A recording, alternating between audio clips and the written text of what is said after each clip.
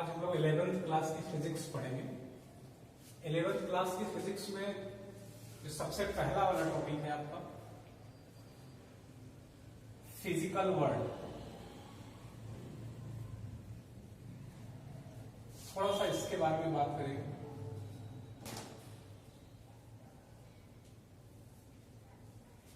इसके बाद थोड़ा सा हम सबसे पहले ये देखेंगे इसमें हमको पढ़ना क्या क्या है।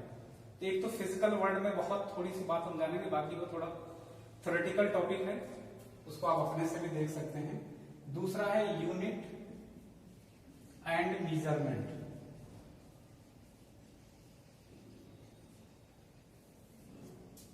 तो यूनिट एंड मेजरमेंट स्टार्ट करेंगे सही से।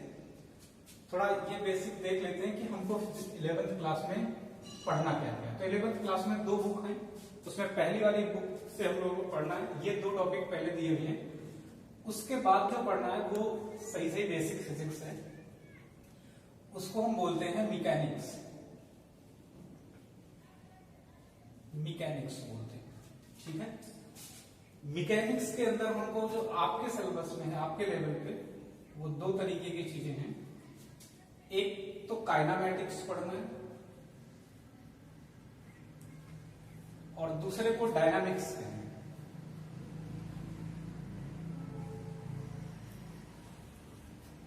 काइनेमैटिक्स में जो तीसरे और चौथे नंबर का चैप्टर है वो आपको पढ़ना है, मतलब मोशन इन स्ट्रेट लाइन, या इसको बोलते हैं मोशन इन 1 डायमेंशन या स्ट्रेट लाइन।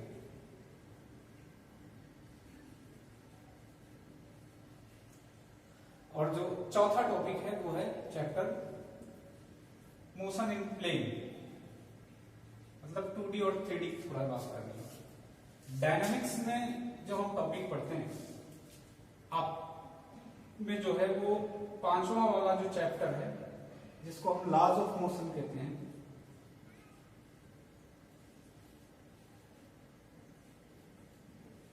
एक तो ये टॉपिक है, एक है work, power and energy. Work, power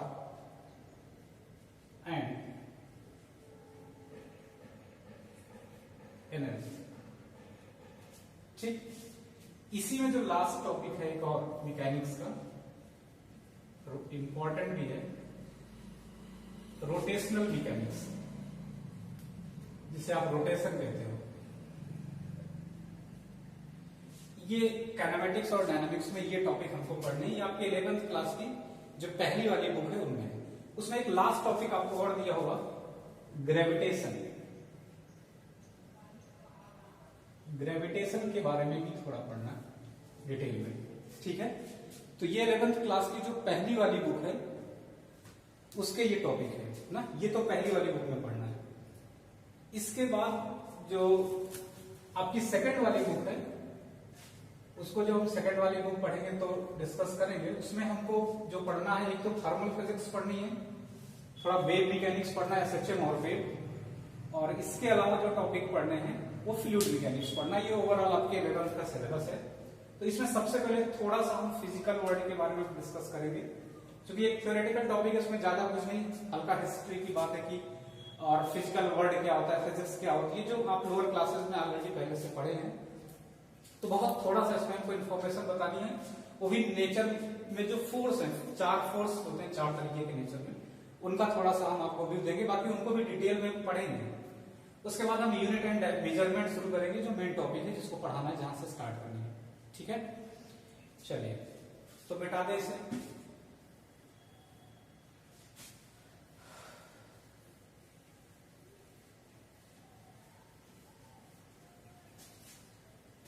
physical world में हम सबको सबसे पहले बात करनी है कि नेचर में कितने तरीके के फोर्स होते हैं।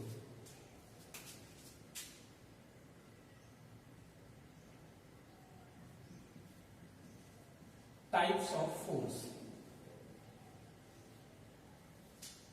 4 तरीके के नेचर में फोर्स होते हैं, और इनको ध्यान भी रखना।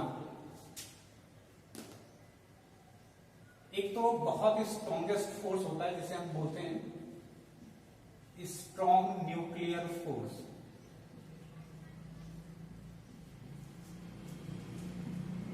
दूसरा होता है इलेक्ट्रोमैग्नेटिक फोर्स।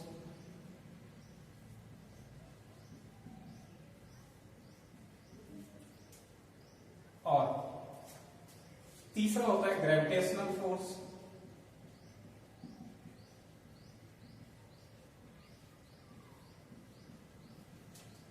और लास्ट में इसे बोलते हैं वीक फोर्स। ये चार फोर्स के बारे में आपको थोड़ा थोड़ा इन्फॉर्मेशन है, बाकी को हम डिटेल में पढ़ेंगे जब न्यूक्लियर फिजिक्स आप पढ़ेंगे सेकेंड ईयर मतलब 12th क्लास में, तो वहां डिटेल में पढ़ेंगे। अभी इन्फॉर्मेशन के तौर पे है तो उतनी तो आपका हम डिस्कशन करेंगे यहाँ पर। इसके बाद इलेक्ट्रोमैग्नेटिक फोर्स की थोड़ी सी बात करेंगे, बाकी ये भी 12th में आपको पूरा इलेक्ट्रोस्टैट और इलेक्ट्रोमैग्नेटिज्म है तो वहां पर डिस्कस करेंगे। हाँ, ग्रेविटेशनल फोर्स पूरा एक टॉपिक है ग्रेविटेशन, वहां पर डिस्कस करेंगे। यहाँ पर केवल इन्फॉर्मेशन के तौर पे बात करेंगे और इसको भी मॉडर्न फिजिक्स में पढ़ेंगे, जो वीक फोर्स होता है, वीक न्यूक्लियर रिएक्शन। लेकिन थोड़ा थोड़ा अभी हम बात कर लेते हैं। सबसे पहले बात करते हैं कि ये जो स्ट्रॉन्ग न्यूक्लियर फोर्स होता है, ये फोर्स जो होता है ये न्यूक्लियॉन्स के बीच में लगता है। ठीक है, किसके बीच में लगता है? अमंग्स द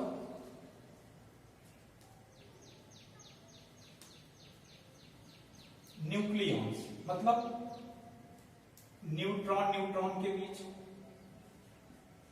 प्रोटॉन प्रोटॉन के बीच, न्यूट्रॉन प्रोटॉन के बीच, और इनको बाइंड रखता है।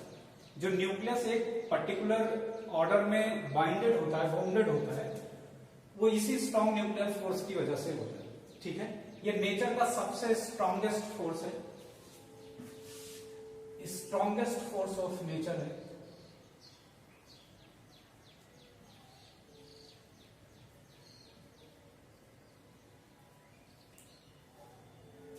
ठीक है, तो ये और ये पर्टिकुलर रेंज में ही वर्क करता है। Particular range in the sense कि पर्टिकुलर रेंज का मतलब ये होता है कि बहुत शॉर्ट डिस्टेंस में वर्क करता है, मतलब जो न्यूक्लियस के ऑर्डर का रेंज होता है उसमें वर्क करता है।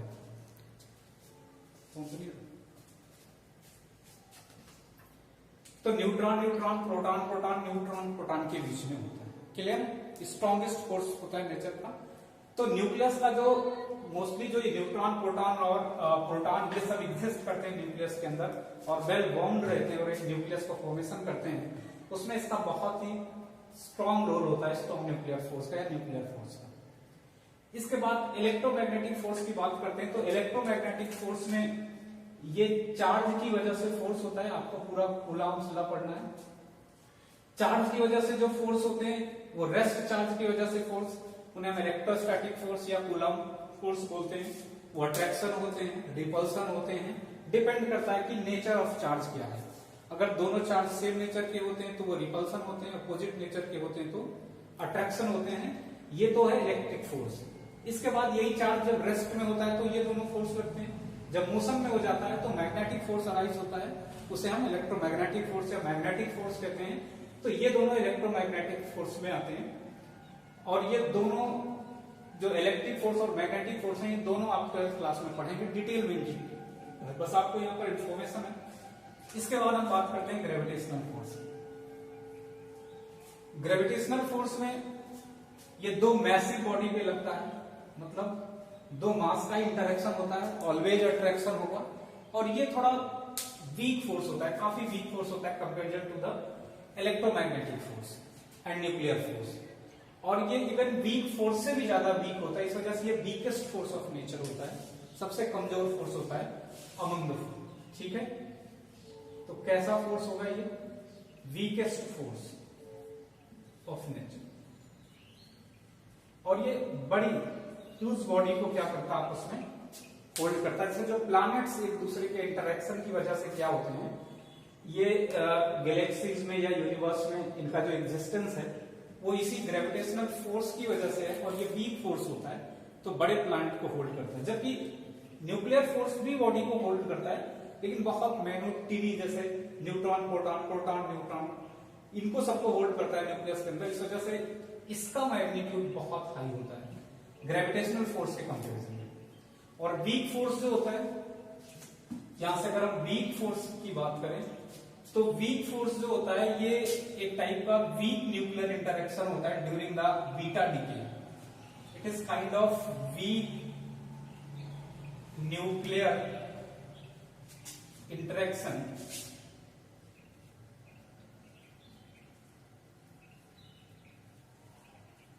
During beta decay. ये जब आपको मॉडर्न फिजिक्स पढ़ाई जाएगी तो अल्फा बीटा इमिशन बताया जाएगा, तो ये उस समय आपको ज्यादा अच्छे से क्लियर हो जाएगा. तो वीक इंटरेक्शन में जब वीक इंटरेक्शन होता है, वैसे तो न्यूक्लियस के अंदर जो इवेंट चलते हैं वो स्ट्रॉन्ग न्यूक्लियर इंटरेक्शन होता है और न्यूट्रॉन प्रोटॉन और न्यूट्रॉन और प्रोटॉन ये आपस में वेल बाउंड होकर के एक न्यूक्लियस बना रहता है, स्टेबल बना रहता है. और ऐसा माना जाता है कि अकॉर्डिंग टू कोएक्सियंस थियरी कि न्यूक्लियस के अंदर जो न्यूट्रॉन प्रोटॉन होते हैं ये आपस में रेगुलरली एक्सचेंज होते रहते हैं, न्यूट्रॉन प्रोटॉन में, प्रोटॉन न्यूट्रॉन में, और ये स्ट्रॉन्ग इंटरेक्शन की वजह से ऐसा होता रहता है. बट कभी कभी प्रॉपर इंटरेक्शन ना होने की वजह से ये प्रॉपर एक दूसरे में चेंज नहीं हो पाते हैं. उस दौरान क्या होता है, बीटा डीके होता है, उसे वीक न्यूक्लियर इंटरेक्शन कहते हैं और ऐसा फोर्स को हम वीक फोर्स कहते हैं. तो ये ओवरऑल जो है आपका जो ये आप एक बार फिर से देख लेंगे. तो इतना तो थोड़ा सा टॉपिक फिजिकल वर्ल्ड का है, बाकी उसमें विशेष कुछ बताने जैसा नहीं है. अब हम जो मोस्ट टॉपिक आपका है स्टार्ट करेंगे यूनिट एंड मेजरमेंट. ठीक है ना, उसमें डायमेंशन भी पढ़ना है आपको, तो वहां से स्टार्ट करते हैं. और यूनिट एंड डायमेंशन पढ़ने के बाद हम लोग कुछ मैथमेटिक्स पढ़ेंगे, मैथमेटिकल टूल्स जो 11th क्लास की और थोड़ा बहुत 12th क्लास की और ज्यादातर 9th 10th की थोड़ी सी मैथ होगी, जिसको हमको रिक्वायरमेंट होती है फिजिक्स के एप्लीकेशन सीखने के लिए, न्यूमेरिकल लगाने के लिए, और काफी कुछ उसका फिजिक्स में एप्लीकेशन है. तो उसको हम पढ़ेंगे, चाहे कोई बायोलॉजी से हो, मैथ से हो, तब भी पढ़ेंगे, क्योंकि हम जब उसको अप्लाई करेंगे तब पता नहीं आप कितनी मैथ पढ़े होंगे, क्या नहीं पढ़े होंगे. तो इसके बाद हम स्टार्ट करेंगे जो टॉपिक हमको पढ़ने हैं वो है unit and measurement. Unit and measurement. Unit and measurement.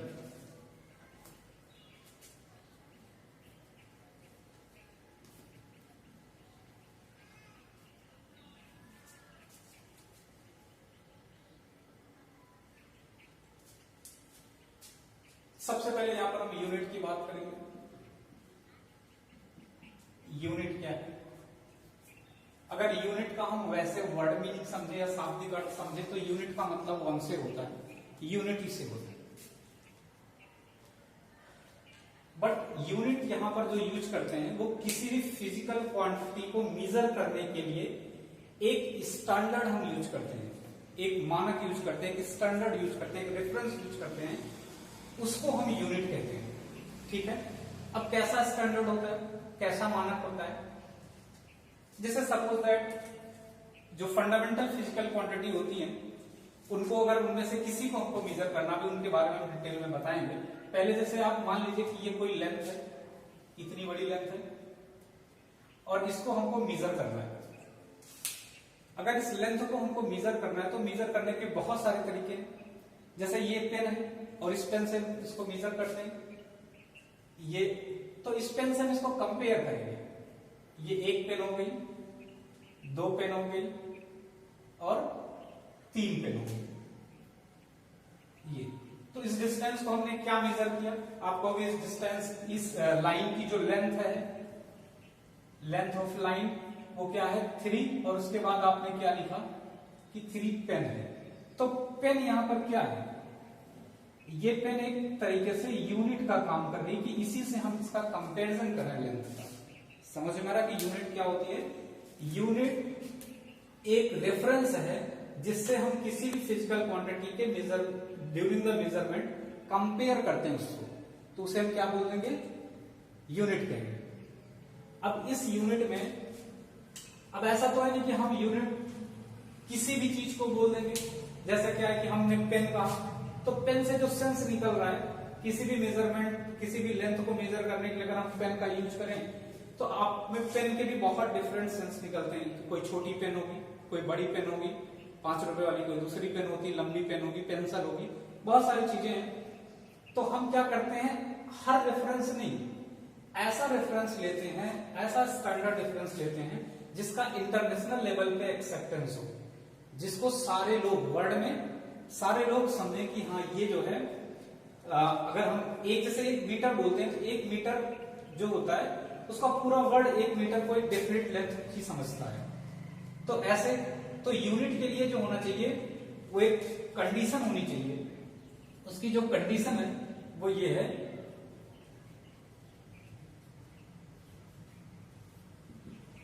कि इसका इंटरनेशनल लेवल पे एक्सेप्टेंस होना चाहिए। इंटरनेशनल एक्सेप्टेंस होना चाहिए। ये जैसे 1 मीटर को पूरा वर्ल्ड 1 मीटर ही समझता है, एक डेफिनेट लेंथ होती है। अब यूनिट में एक दिक्कत और है कि ऐसा नहीं कि 1 मीटर हमने लेंथ के लिए यूज कर लिया तो हमेशा केवल 1 मीटर ही यूज करना है। उस 1 मीटर को भी हम क्या करते हैं, कुछ इक्विवेलेंट के इक्वल करके हम बड़ी और छोटी यूनिट भी बना लेते हैं। जैसे हमको क्या करना है, मान लेते हैं यहां से दिल्ली तक की डिस्टेंस को मेजर करना, तो मीटर से कंपेयर करना बहुत टाइम लग जाएगा और दूसरी चीज नंबर भी बहुत बड़ा आएगा। तो हम क्या करते हैं कि 1 मीटर को 1000 टाइम्स करके फिर हम क्या करते हैं, एक अलग यूनिट बोल देते हैं कि किलोमीटर हो गया। अब किलोमीटर का यूनिट मान के, रेफरेंस मान के, स्टैंडर्ड मान के उसको क्या करेंगे, कंपेयर करेंगे। ऐसे कोई छोटी चीज को हमको क्या करना है, किसी छोटी चीज का कंपैरिजन करना है, जैसे बहुत माइन्यूट चीज का, तो हम क्या करेंगे, इसके मेजरमेंट के लिए तो ऐसा तो है नहीं कि मीटर यहां पर रखेंगे फिर कैसे करेंगे, तो क्या करते हैं मीटर के कई सारे इक्वल पार्ट कर लेते हैं। जैसे ये 1 मीटर है सपोज दैट, तो इसके हम इक्वल 100 पार्ट कर लें, बराबर बराबर इसको 100 टुकड़ों में या 1000 टुकड़ों में हम ब्रेक करें, तो उनमें से एक टुकड़े को हम कोई पर्टिकुलर यूनिट बता देंगे और उससे छोटी चीजों का कंपैरिजन करेंगे, उससे भी छोटी यूनिट बना लेंगे। तो इस तरीके से जो यूनिट होती हैं वो क्या होती हैं, उनका जो कंपैरिजन होता है वो ऐसा नहीं है कि डेफिनेट पर्टिकुलर यूनिट ही होती है, उनका कन्वर्जन भी होता है छोटी यूनिटों में और बड़ी यूनिटों में। छोटी यूनिट में जाएंगे तो उनका न्यूमेरिक वैल्यू बढ़ जाएगा और बड़ी यूनिट में जाएंगे तो उनका न्यूमेरिक कम हो जाएगा। जैसे 1000 मीटर है, हम बड़ी यूनिट पे जाएंगे किलोमीटर में, तो 1 किलोमीटर हो जाएगा, उसका न्यूमेरिकल वैल्यू बढ़ गया, यूनिट वैल्यू न्यूमेरिकल वैल्यू कम हो गया, यूनिट वैल्यू बढ़ गया। ऐसे दूसरा बात क्या है कि अगर हम क्या करते हैं छोटी यूनिट में जाएंगे तो छोटी यूनिट में यूनिट की वैल्यू छोटी होगी लेकिन न्यूमेरिक वैल्यू बढ़ जाएगी। जैसे हम क्या करते हैं 1 मीटर में 1000 क्या होते हैं, मिलीमीटर होते हैं, तो 1000 एक न्यूमेरिक वैल्यू है, बढ़ गया, और मिलीमीटर एक छोटी यूनिट बन गई। कुल मिलाकर दोनों हैं इक्वल ही, ठीक है ना। इस चीज को हम आगे डायमेंशन में इसके एप्लीकेशन में अच्छे से पढ़ेंगे भी। तो यहाँ पर यूनिट की डेफिनेशन क्या हुई, यूनिट एक ऐसा मानक है, एक ऐसा स्टैंडर्ड है जो फिजिकल क्वांटिटी को मेजर करते समय हम क्या करते हैं, कंपेयर करते हैं। और कैसा स्टैंडर्ड है, इंटरनेशनल एक्सेप्टेड क्या है, इंटरनेशनल एक्सेप्टेड स्टैंडर्ड है। तो यूनिट की डेफिनेशन क्या हो गई, it is the standard, international accepted standard, एक ऐसा स्टैंडर्ड है जो इंटरनेशनल लेवल पे क्या है, एक्सेप्टेड है। और इस रेफरेंस को कहां यूज करेंगे, to the measurement of any physical quantity. Any physical quantity में सबसे पहले हम कुछ फिजिकल क्वांटिटी के बारे में बात करेंगे। जो फिजिकल क्वांटिटी होती है जिनका हमको मेजरमेंट करना है, जिनके लिए यूनिट की नीड होती है, जो फिजिक्स में हिंदी में भौतिक राशियां कहते हैं, तो ये फिजिकल क्वांटिटी जो होती है पहले उनको पढ़ते हैं, फिर उनकी यूनिट को और डिटेल से पढ़ते हैं। ये पूरे टॉपिक में आपको ज्यादा बढ़िया से यूनिट का सिग्निफिकेंस समझ में आएगा और यूनिट की सही वैल्यू भी समझ में आएगी, सही बात भी समझ में आएगी। तो थोड़ा सा पहले फिजिकल क्वांटिटी के बारे में समझ लेते हैं।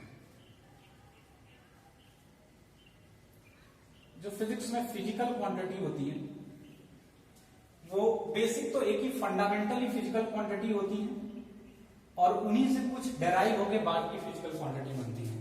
तो इस तरीके से फिजिकल क्वांटिटी दो तरीके की हो गई, एक तो फंडामेंटल फिजिकल क्वांटिटी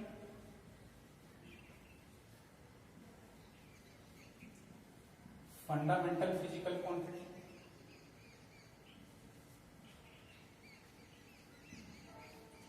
और दूसरा डेराइव्ड फिजिकल क्वांटिटी।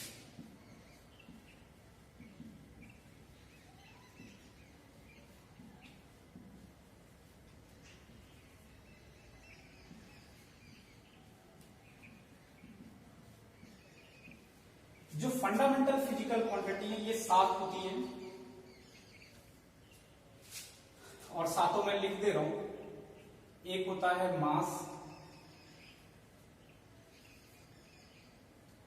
लेंथ दूसरी, टाइम होगा तीसरा, चौथा होता है आपका टेम्परेचर,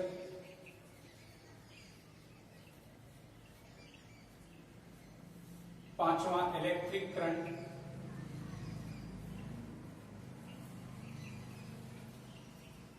छठा होगा ल्यूमिनस इंटेंसिटी,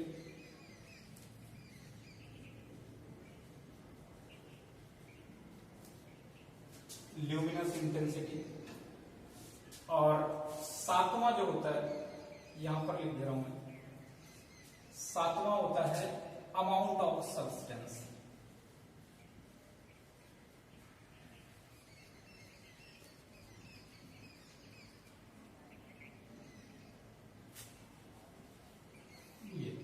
जिसकी यूनिट मोल होती है। आगे यूनिट की अभी हम चर्चा करते हैं, पहले थोड़ा सा फिजिकल क्वांटिटी को समझ लेते हैं अच्छे से।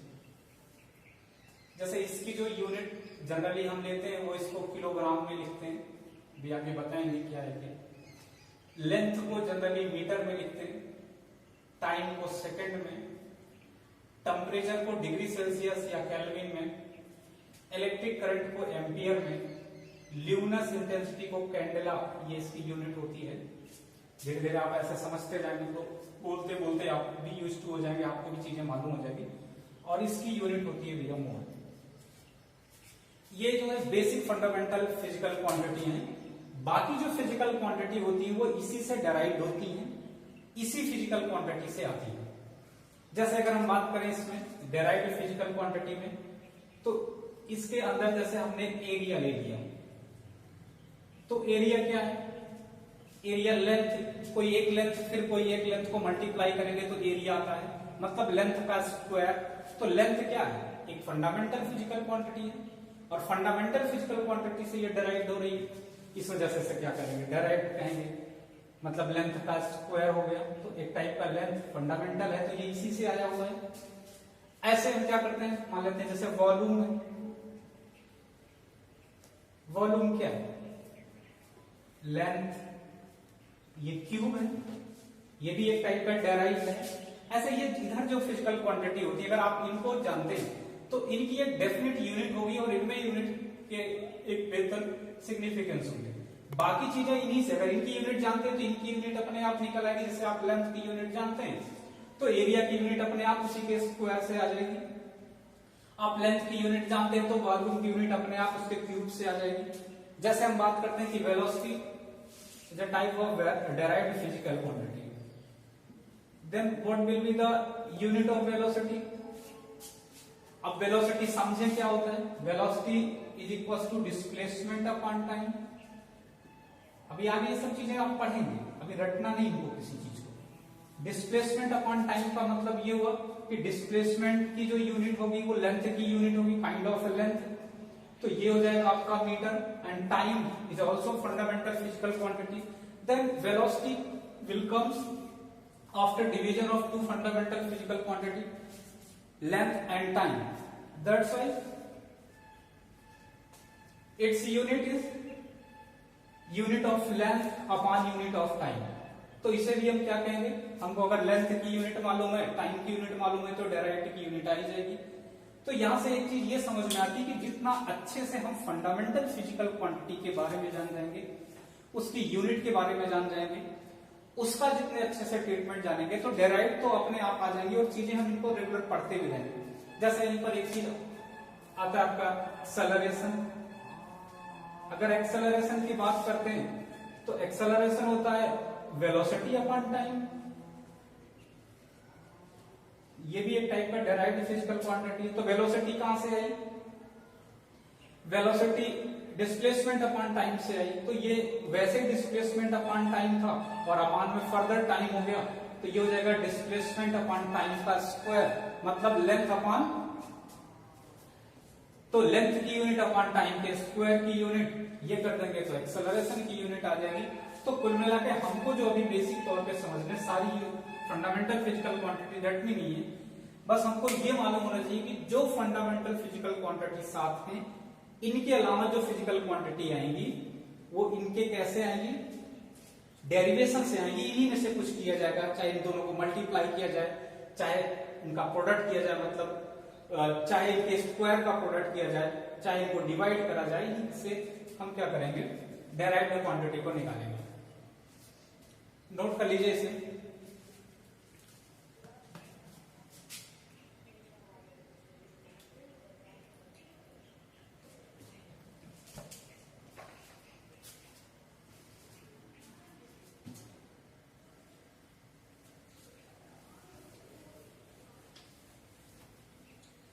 तो 7 तरीके की फंडामेंटल फिजिकल क्वांटिटी होती है,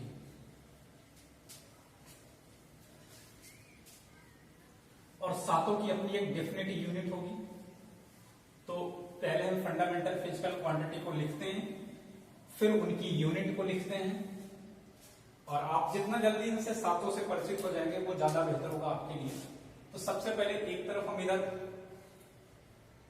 फिजिकल क्वांटिटी लिखते हैं और इधर इनकी यूनिट लिखते हैं।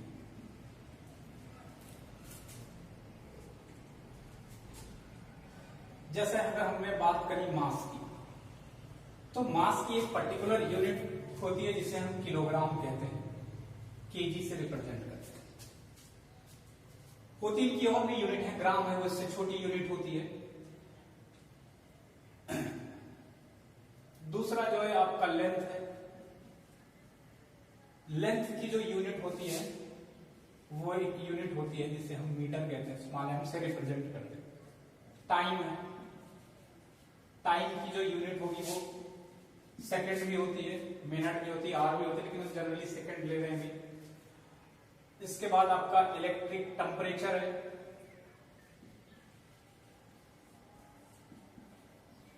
टेम्परेचर की जो यूनिट होती है वो डिग्री केल्विन होती है, डिग्री सेल्सियस होता है, तो यहां पर अभी केल्विन में लिख दे रहा हूं। इलेक्ट्रिक करंट है, इसे हम इसे रिप्रेजेंट करते हैं, इसकी जो यूनिट होती है वो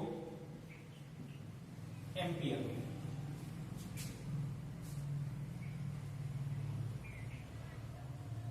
इसके बाद luminous intensity,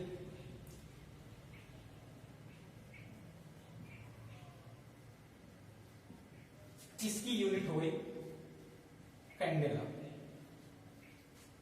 after that amount of substance, किसी चीज का कितना अमाउंट है,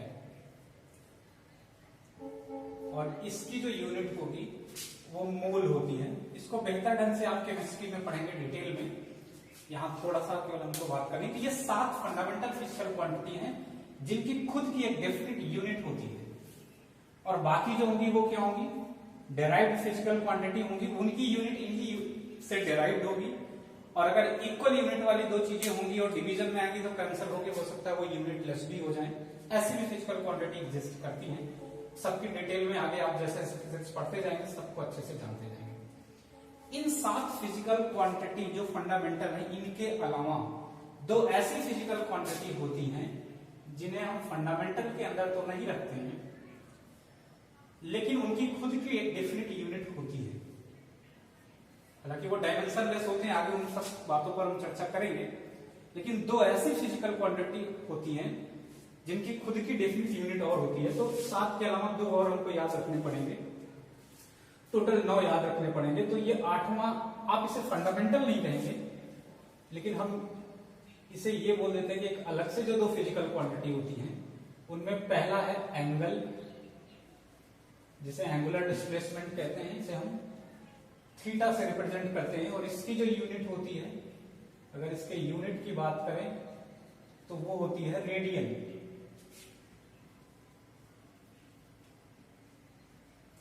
और इसमें सेकंड जो होता है वो होता है सॉलिड एंगल। और सॉलिड एंगल की जो यूनिट होती है वो होती है स्टेरेडियन। इतनी सी बात हमको और थोड़ा सा करना है। अब यहां तक जाने हो तो थोड़ा सा एंगल के बारे में और डिटेल में ही समझ लो। ये जो एंगल होता है, ये जैसे ये सर्कुलर आर्क है और ये सर्कल का सेंटर है जहां से आर्क काटा गया है, तो ये हमने इसके पेरीमीटर को मिला दिया तो ये रेडियस हो गई। तो ये एंगल थीटा है और ये आर्क है आपका, ठीक है। तो जो लेंथ ऑफ आर्क होती है और जो रेडियस होती है और जो थीटा होता है, इस एंगल को जो एंगुलर डिस्प्लेसमेंट हमने कवर करा, ये इसी को एंगल कहते हैं। और ये एंगल जो होता है थीटा, ये होता है आर्क अपॉन रेडियस। ये बात हमको ध्यान में रखनी है। वैसे अगर हम वैसे इसके जो भी हमने बताया उसके हिसाब से अगर हम जाते तो आर्क एक लेंथ है, इसको मीटर में नापते, रेडियस भी एक लेंथ है, इसको भी मीटर में नापते, दोनों कैंसिल कर देते तो कोई यूनिट ना आती, यूनिटलेस बोल देते। लेकिन ऐसा नहीं होता, इसकी यूनिट जो होती है वो रेडियन होती है। और ये आपको बात ध्यान रखना है। और इसका जो फॉर्मूला होता है थीटा निकालने का, वो आर्क अपॉन रेडियस होगा। इसकी यूनिट जो होगी वो हमने बताया रेडियन होगी।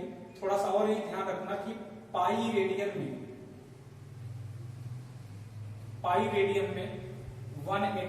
180 डिग्री होता है। ये भी एंगल की यूनिट होती है। पाई रेडियन में 180 डिग्री होगा। तो ये ओवरऑल एंगल के बारे में। यही थोड़ा सा फिर सॉलिड एंगल में भी जाऊंगा। सॉलिड का मतलब ये सॉलिड एंगल से है, तो ये किसी स्फीयर का कटा हुआ पार्ट होता है और ये सॉलिड एंगल फॉर्मेशन करेगा, ये लाइक दिस। मतलब हर तरीके से ये इनकी जितनी भी रेडियस होंगी तो ये एंगल जो बनेगा ये सॉलिड एंगल है। इसे हम ओमेगा से रिप्रेजेंट करते हैं। और ये इसकी रेडियस है और ये स्फीयर का जो जिस भी गोले से हमने इसको काटा स्फीयर से, ये उसके पार्ट का एरिया है। तो सॉलिड एंगल का जो फॉर्मूला होता होगा ये होता है area of that section upon radius का स्क्वायर, ये लाइक दिस। तो ये सॉलिड एंगल है। इसकी भी यूनिट क्या हो जाएगी, इसके रेडियन हो जाएगी। ये एरिया है और ये रेडियस है। तो ये 7 ऐसी फिजिकल क्वांटिटी हैं या 7 क्वांटिटी हैं जिनकी यूनिट के बारे में, जिनकी खुद की एक ओन डेफिनेट यूनिट होती है और वो ये आपको ध्यान रखना है बेसिक तौर पे। बाकी जो यूनिट आएंगी वो इन्हीं से डायरेक्ट होके आएंगी, तो वो आप जान भी लेंगे। तो जितने अच्छे से इनको जानेंगे उतने बेहतर ढंग से बाकी चीजें आप जान पाएंगे। तो मुझे उम्मीद है समझ आ रहा होगा आपको और लिख भी लिया होगा।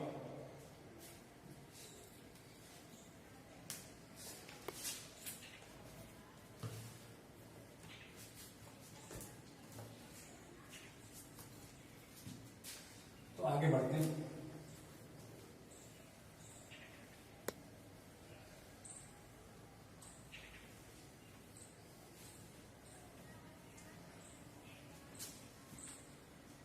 अब थोड़ा सा एंगल की हमने चर्चा करी है, तो एंगल के बारे में हल्का सा डिटेल यहीं पर और पढ़ लेते हैं, फिर वापस यूनिट पढ़ते चलते हैं। क्योंकि बार बार इसके क्वेश्चन भी आएंगे और आपको ये चीजें आनी भी चाहिए, आगे भी इनका यूज है।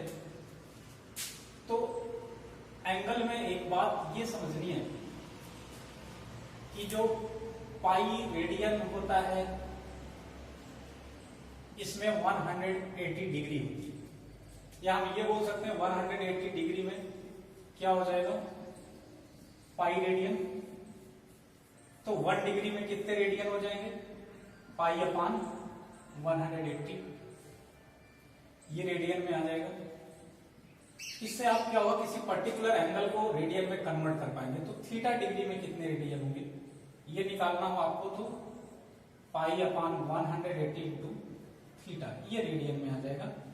ये आपको ध्यान रखना है यूनिट कन्वर्जन के लिए, जब कभी भी डिग्री को रेडियन में या रेडियन को डिग्री में कन्वर्ट करना। यहां से पिछला फॉर्मूला मैंने आपको बताया था कि एंगल जो होगा वो क्या होगा आर्क अपान रेडियस। अगर इसको आप अप्लाई करना चाहते हैं सर्कल पे, तो जैसे कंप्लीट सर्कल है ये, तो ये पूरा आर्क के बीच का कंप्लीट होगा, और एक कंप्लीट सर्कल पे जो टोटल एंगल बनता है वो 2 पाई रेडियन का बनता है। और अगर इसकी रेडियस r है तो ये पूरे आर्क की लेंथ क्या होनी चाहिए, क्योंकि हमने बताया कि एंगल होता है आर्क अपान रेडियस, तो आर्क क्या हो जाएगा यहां से एंगल इंटू रेडियस, और यहां से टोटल एंगल अगर हम पूरा आर्क की लंबाई हमको मालूम करनी है, length of whole arc, then angle हो जाएगा 2 पाई इंटू में जो लेंथ होगी वो जो रेडियस होगी वो स्मॉल आर होगी।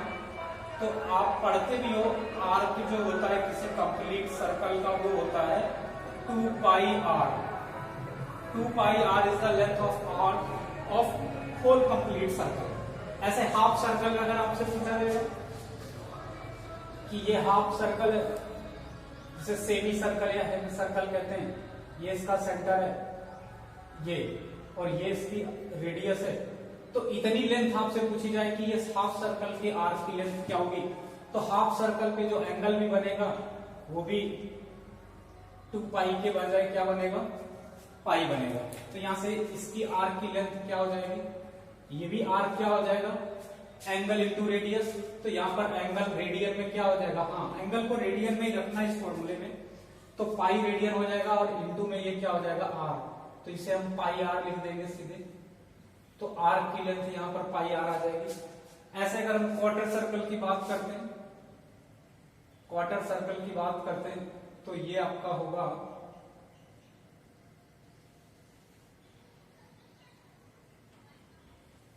जैसे ये एक हाफ सर्कल है, ये इसका सेंटर है, सपोज दैट ये रेडियस है, तो हमने ये क्वार्टर सर्कल है 1 क्वार्टर, तो ये एंगल भी 90 हो जाएगा।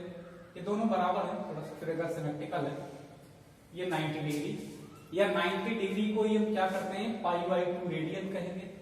दोनों बातें एक ही हैं, चाहे 90 डिग्री कहें चाहे पाई/2 रेडियन कहें। यहां से निकाल भी सकते हैं, अगर हमको 9 डिग्री को रेडियन में कन्वर्ट करना हो तो यहां पर ये फॉर्मूला लगा देंगे, तो थीटा क्या हो जाएगा, थीटा को 90 रखेंगे तो रेडियन में वैल्यू आ जाएगी, क्या हो जाएगा, ये आपका 90 डिग्री के लिए फॉर्मूला लगाएंगे तो पाई अपान 180 इंटू थीटा मतलब 90, तो ये 2 हो जाएगा, तो ये पाई/2 आ भी जाएगा।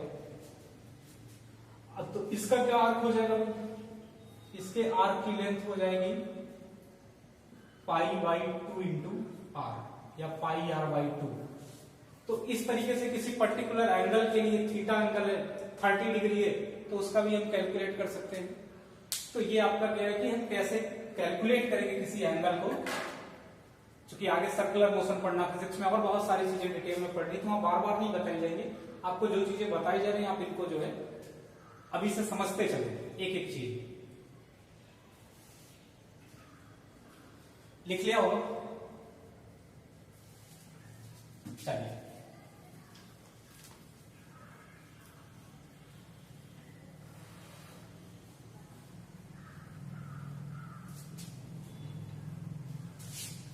तो ये फिजिकल क्वांटिटी के बारे में हो गया।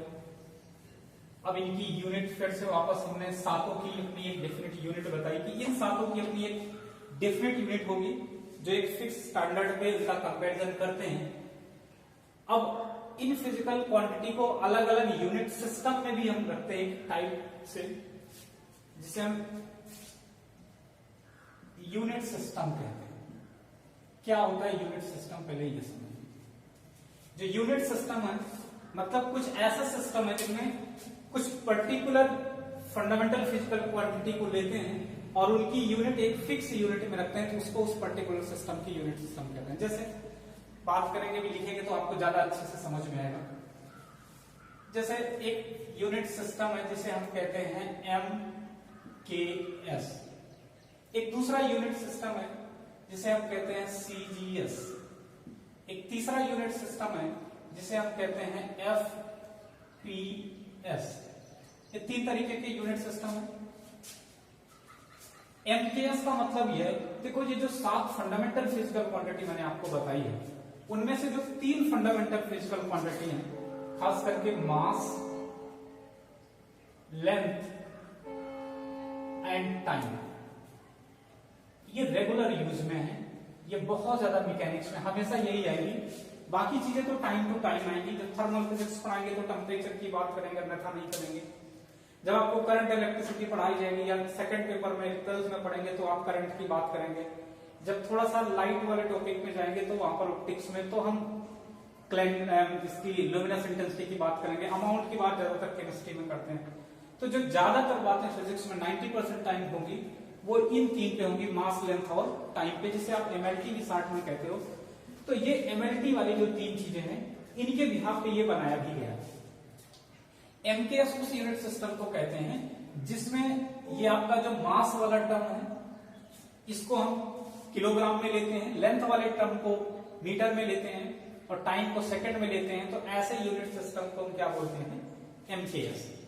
तो MKS में क्या करते हैं, ये यहां पर आपको हम बताते हैं कि जो MKS यूनिट सिस्टम है, MKS, इसमें क्या करते हैं कि ये जो पैरामीटर है ये वाला, ये लेंथ का है और K जो है ये मास का है और ये टाइम का है।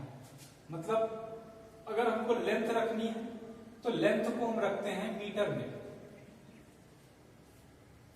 और कोई यूनिट नहीं यूज करेंगे, सेंटीमीटर, मिलीमीटर, कुछ और, किलोमीटर, मीटर रखेंगे जब हमको रखना होगा लेंथ। और जब हमको क्या रखना होगा, मास रखना होगा तो उसे किलोग्राम में, और टाइम रखना होगा तो उसे सेकंड में रखेंगे।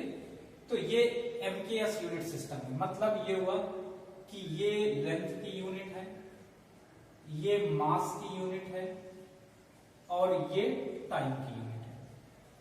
और जब हम ऐसी यूनिट को, लेंथ की यूनिट को मीटर, मास की यूनिट को किलोग्राम, टाइम की यूनिट को सेकंड लेंगे, तो ऐसी जो फिजिकल क्वांटिटी, चाहे वो फंडामेंटल हो चाहे वो डेराइव्ड हो, उनमें ये चीजें आ रही हो, अगर ऐसे यूनिट हम लेकर रखते हैं तो बोलते हैं इसे हमने MKS सिस्टम में रखा है।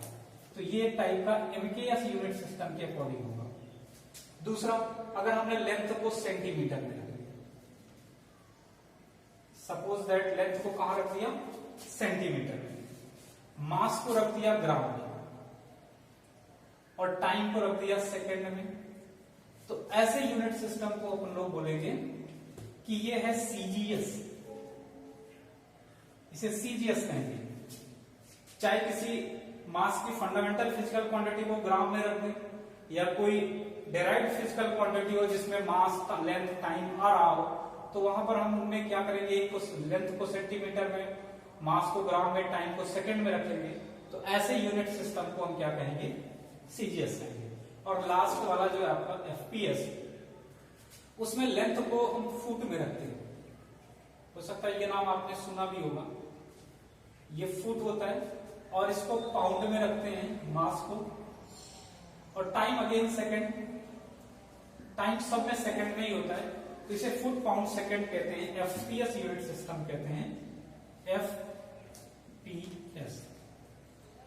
तो ये आपका 3 यूनिट सिस्टम है।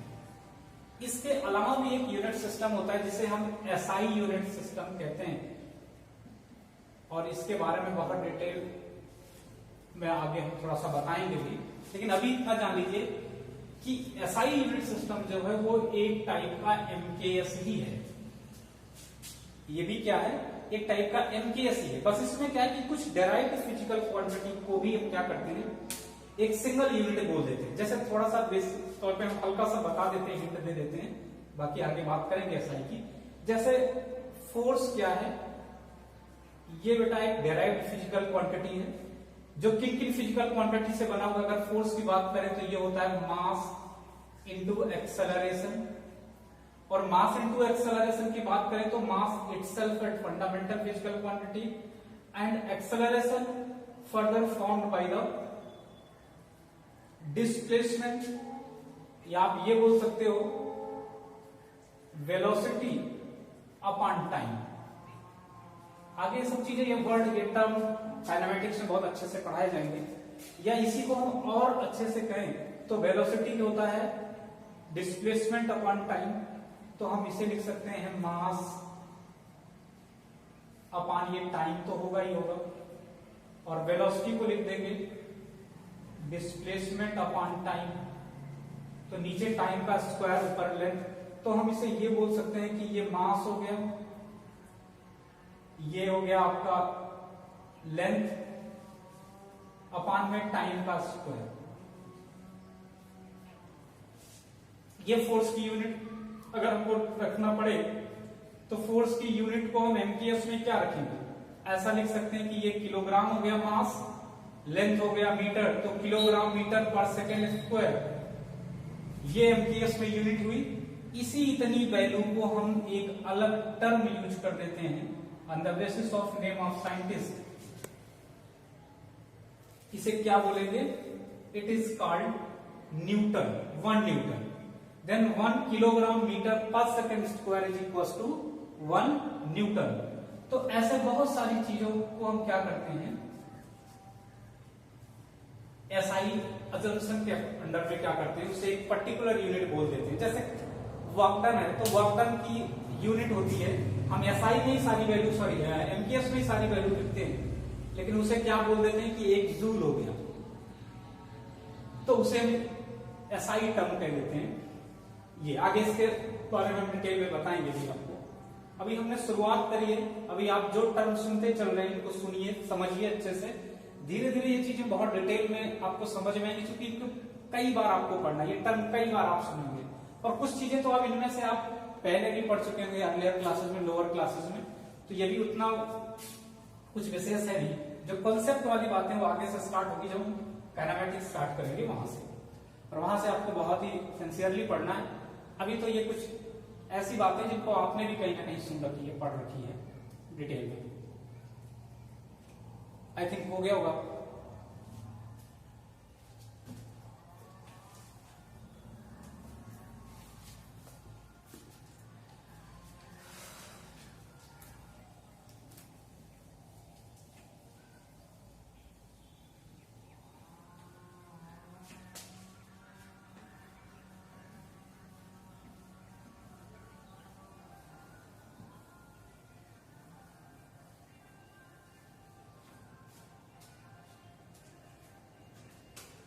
तो इन यूनिट का हमको क्या करना है, मेजरमेंट करना है, ठीक है। तो ये कुछ यूनिट के बारे में चीजें हैं, इनमें 2 बातें हमको और समझनी है, उसके बाद हम मेजरमेंट को अच्छे से डिटेल में पढ़ेंगे, और मेजरमेंट में जो चीजें हैं उनकी भी बात करेंगे। तो फंडामेंटल फिजिकल क्वांटिटी में आपने लगभग सब चीजें समझी होंगी। जो चीजें आप अभी थोड़ा सा नहीं जान पा रहे, जैसे एमएलटी के बारे में तो हमने डिटेल में बात करी। एमएलटी का मतलब ये हुआ मास, लेंथ और टाइम से। इनमें जो टेम्परेचर है इसके बारे में हो सकता है आप अभी कम जानते हो, तो जब हम हीट एंड थर्मोडायनेमिक्स पढ़ेंगे, हीट वाला टॉपिक पढ़ेंगे नेक्स्ट बुक में 11th क्लास की, तो वहां पर डिस्कस करेंगे अच्छे से डिटेल में। ल्यूमिनस इंटेंसिटी को ऑप्टिक्स में सेकंड पेपर में बात करेंगे। अभी जितना बताना है उसकी यूनिटी, पर्टिकुलर यूनिटी आप जाने। अमाउंट ऑफ सब्सटेंस के बारे में उसकी यूनिट मोल होती है, केमिस्ट्री में उसमें भी डिटेल में पढ़ेंगे, ठीक है। और एंगल और सॉलिड एंगल, ये दोनों चीजें हमने आपको बताई थी, तो ये थोड़ा सा यूनिट के बारे में रहा। अब यूनिट का जो कन्वर्जन है वो भी आगे हम सिखाएंगे, लेकिन वो एक डायमेंशन का एप्लीकेशन है, तो थोड़ा सा पहले हम डायमेंशन टॉपिक पढ़ेंगे, फिर वापस यूनिट पे आएंगे, उसके मेजरमेंट पे आएंगे, उसमें एरर क्या होता है उस पे आएंगे, और मेजरमेंट के तरीके क्या, उनमें एक्यूरेसी क्या है, उनमें एरर कैसे होता है, लीस्ट काउंट क्या होता है, उनका सबका डिटेल में स्टडी करेंगे। लेकिन उससे पहले हमको जो एक टॉपिक पढ़ना है, जो उन सब और चीजों को समझने के लिए क्या जरूरी है, उसे हम बोलते हैं डायमेंशन। क्या बोलते हैं? डायमेंशन। तो यूनिट के बाद डायमेंशन पढ़ेंगे, आफ्टर दैट फिर इनका मेजरमेंट देखेंगे। तो व्हाट इज डायमेंशन? डायमेंशन तो वैसे बहुत बड़ा टॉपिक है, लेकिन आपके लेवल पे केवल डायमेंशनल फॉर्मूला निकालना है, बस इतना सा है।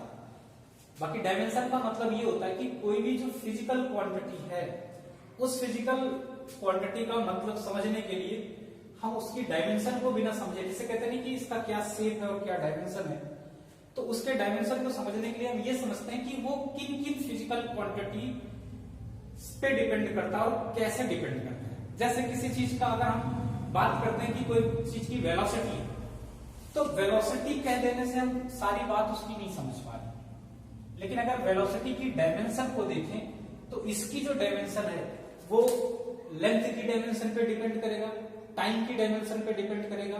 तो लेंथ और टाइम दोनों को मैनेज करेंगे तब कहीं वेलोसिटी की डायमेंशन मैनेज होगी। फोर्स की क्या डायमेंशन है, तो हम यहां पर जो पढ़ेंगे टॉपिक, वो डायमेंशन में केवल डायमेंशनल फॉर्मूला है आपके लेवल पे, तो हम यहां पर डायमेंशनल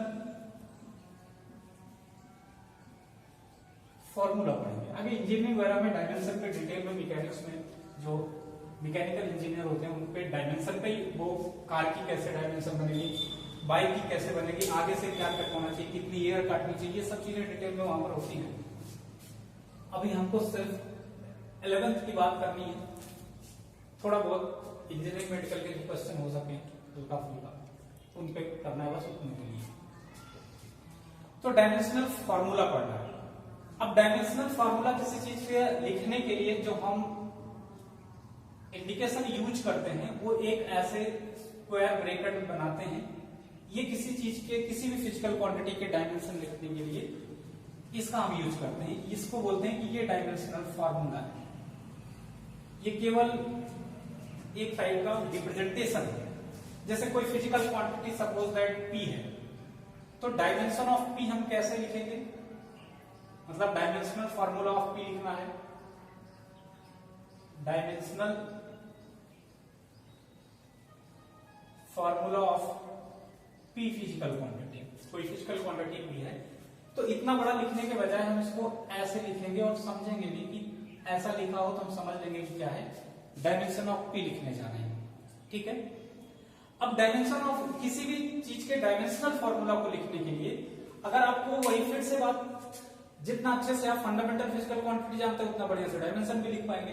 अगर आपको किसी फिजिकल क्वांटिटी का क्या पता है, उसका फंडामेंटल फिजिकल क्वांटिटी पता है, तो डेराइव्ड होगी तो उसी से आएगी, तो उसका हम डायमेंशन लिख पाएंगे, डायमेंशनल फॉर्मूला लिख पाएंगे। जैसे हम क्या करते हैं, तो इसमें क्या होता है कि जो फंडामेंटल फिजिकल क्वांटिटी है उनका एक डायमेंशनल फॉर्मूला हम कर लेते हैं, एक लेटर बना लेते हैं, इसे लेटर से यूज करते हैं डायमेंशनल फॉर्मूला को, और फिर जैसे जैसे क्या होता जाएगा, डेराइव्ड आती जाएंगी, तो उनके अकॉर्डिंग उन्हीं फंडामेंटल की वैल्यू को हम पुट करते जाएंगे और क्या होता जाएगा, डायमेंशनल फॉर्मूला आता जाएगा। तो उन फंडामेंटल के लिए हम लिख लेते हैं, खास करके मास, लेंथ और टाइम के लिए तो विशेष करके। तो यहां से जो बेटा मास की फंडामेंटल मास की जो डायमेंशनल फॉर्मूला होती है वो होता है कैपिटल M, लाइक दिस। ऐसे लेंथ का जो डायमेंशनल फॉर्मूला होगा वो क्या होगा, वो होगा कैपिटल L। देखो फिजिक्स का जो पढ़ने का तरीका है वो बाकी सब्जेक्ट से इसकी अप्रोच डिफरेंट है, ये अलग तरीके से अप्रोच भी। इसमें ऐसा नहीं कि हम लिखाते जाएंगे, आप पढ़ लेंगे, आप किसी चीज को याद करेंगे, याद नहीं। इसको एक सीरियल वे में आप कंसेप्ट तरीके से समझते जाएंगे तो चीजें आसान होगी, अदरवाइज इनको समझने में बड़ी तकलीफ होती है।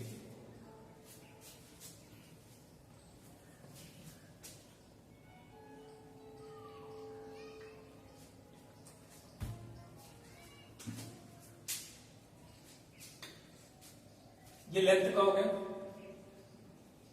ऐसे टाइम का हो जाएगा, इसको कैपिटल T से रिप्रेजेंट करते हैं। 90% केस में तो यही तीन आएंगे, लेकिन जाना और चीजों का भी आप लीजिए। जैसे टेम्परेचर का है, अब ऐसा नहीं कि मैंने इसका लिख दिया, कभी कभी एग्जाम में क्या करता है वो लेटर को चेंज कर देगा, आपसे कहेगा कि मास का जो डायमेंशनल फॉर्मूला है वो Q है, तो इस चीज का डायमेंशनल फॉर्मूला बताओ, डेंसिटी का बताओ, तो फिर आप मास की जगह ना या यूज करके Q यूज करेंगे। एक लेटर इससे कोई रिप्रेजेंटेशन है, नहीं तो आप ये मान के बैठो नहीं हम ये यूज करेंगे, कभी कभी ऐसा बोल देता है। टेम्परेचर का जनरली थीटा यूज करते हैं, लेकिन अगर एग्जाम में कहता है तो आप जैसा कहता है वैसा कर लेंगे, इसमें कोई इशू नहीं है। टेम्परेचर के बाद इलेक्ट्रिक करंट है। इलेक्ट्रिक करंट का जो डायमेंशन है उसको जनरली हम कैपिटल ए से दिखाते हैं, इस तरीके से।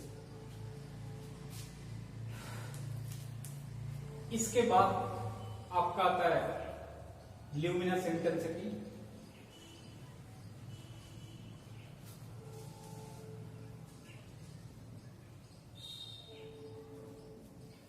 इसको जनरली सी से दिखाते हैं।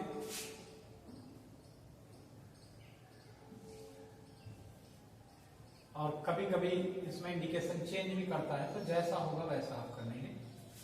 अमाउंट ऑफ सब्सटेंस जो होता है, बहुत इंपॉर्टेंट है इस बात को समझना। जो अमाउंट ऑफ सब्सटेंस होता है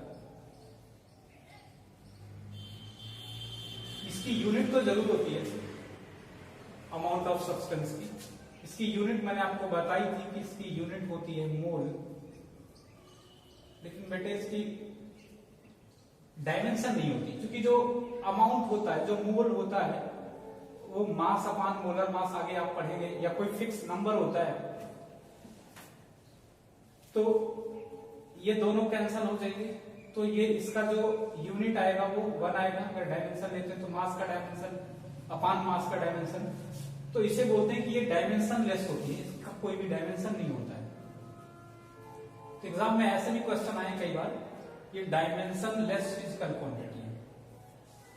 तो ऐसा भी क्वेश्चन आया कि कोई फंडामेंटल फिजिकल क्वांटिटी ऐसी होती है जिसका डायमेंशन ना हो, तो वो अमाउंट ऑफ सब्सटेंस या मोल होता है जिसका डायमेंशन नहीं होता। ऐसा भी क्वेश्चन एग्जाम में पूछा गया है कि क्या ऐसा हो सकता है कि किसी भी फिजिकल क्वांटिटी में यूनिट हो, डायमेंशन ना हो। ऐसा बिल्कुल हो सकता है कि उसकी यूनिट हो लेकिन डायमेंशन ना हो, और लेकिन ऐसा नहीं हो सकता कि उसका डायमेंशन ना हो, सॉरी उसमें डायमेंशन हो और यूनिट ना हो, ऐसा नहीं होता है। डायमेंशन है तो उसकी कुछ ना कुछ यूनिट जरूर होगी। लेकिन ऐसा हो सकता है कि physical quantity is unitless, sorry dimensionless but have unit, ठीक है। But all physical quantity which have no unit mean unitless, then it is also dimensionless. तो ये आपके फंडामेंटल फिजिकल क्वांटिटी के क्या है, कुछ डायमेंशंस हैं जो हमने लिख दिए हैं, इनको आप नोट करिए। उसके बाद फिर एक एक करके डेराइव्ड फिजिकल क्वांटिटी के बारे में हम उनका डायमेंशनल फॉर्मूला लिखेंगे।